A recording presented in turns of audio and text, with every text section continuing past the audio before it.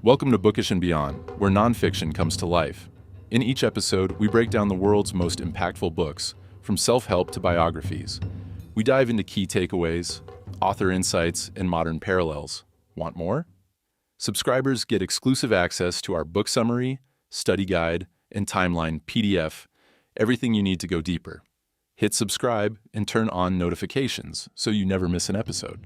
Let's explore the books that change the way we think. This is Bookish and Beyond.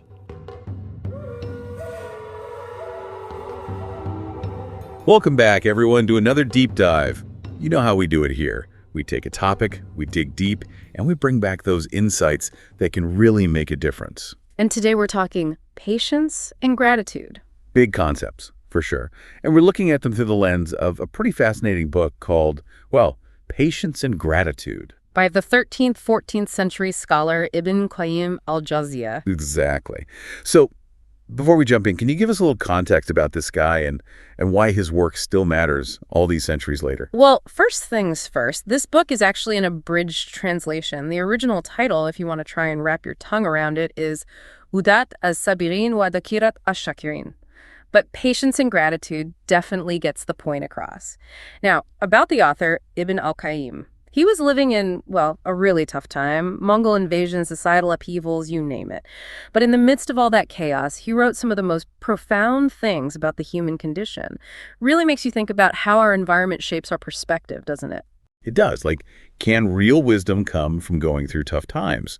And how can we, in our modern world, with all its distractions and pressures, apply his insights about dealing with challenges and finding that peace through gratitude? Right. And the translator even mentions how relevant this book is to our lives today, how we often feel overwhelmed, just like people did back then. Ibn al-Qayyim's insights are, if anything, more important now than ever. Okay, so let's dive in. The book starts by defining patience, sab, in Arabic, and it turns out it's a lot more than just sitting quietly and waiting. Oh, absolutely. Sab, the word itself, it comes from a root that means like to detain, to refrain, to stop. So it's really about restraint, but like emotional and spiritual restraint. So not gritting your teeth and bearing it, but more like shaping your inner response to something. That's interesting. Exactly. And Ibn al-Qayyim brings in all these different scholarly definitions, which really flesh out the idea. For example, Abu Uthman said, patience is training yourself to handle difficulties, while Amr ibn Uthman al-Makki defined it as calm acceptance of trials without complaint.